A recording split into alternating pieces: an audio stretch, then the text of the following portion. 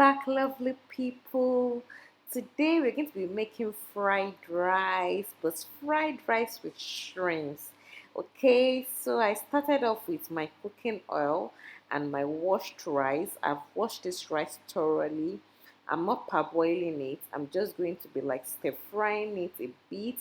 I like this method because anytime I do this, the rice like does not like end up gummy or like mashed up at the end of the day, even when I am cooking it like so. So you want to do this for about 2 to 3 minutes, then you'll be adding some salt, add some salt to taste. Make sure you don't add too much, okay? And I'll be adding some chicken stock as well. Never mind how the chicken stock looks. On a normal day, I usually like sieve off the fat, but I did not. I intentionally left it. If you wish, you can sieve off the fat from your chicken stock so that you are not too bothered if you are the kind of person that is on a fit farm journey.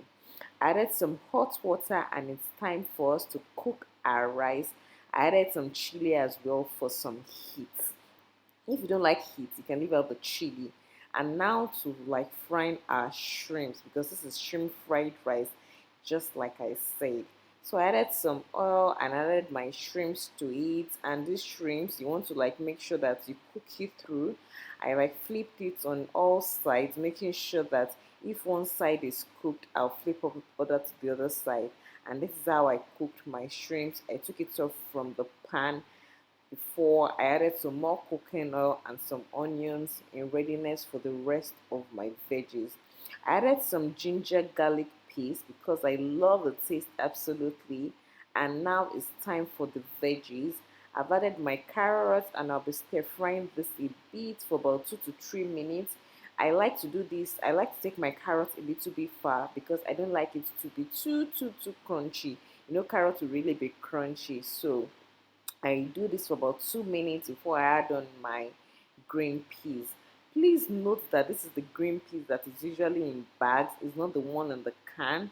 The one in the can cannot do this because, sorry, in the can cannot. Yeah, because that one will already be soggy. I don't really like using that kind of green peas. I prefer the one in the bag that is usually frozen, that is not all cooked 100%. So this way I ensure that it's still like very fresh and green.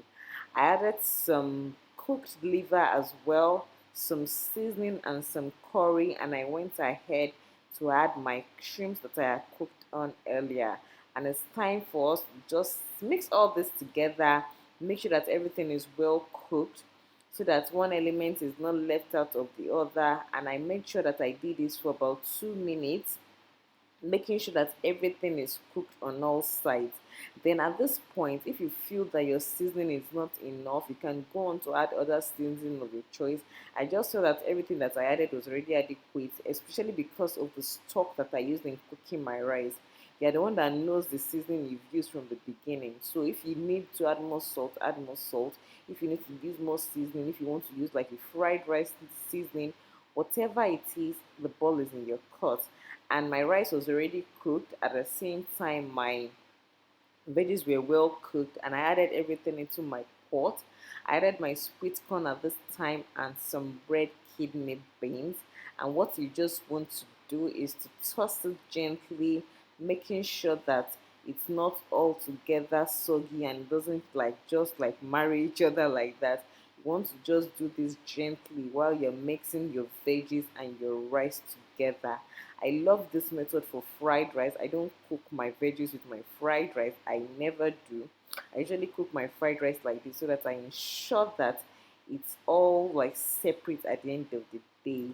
Thank you so much for watching. Kindly share, kindly subscribe, and I'll see you in the other videos. Bye.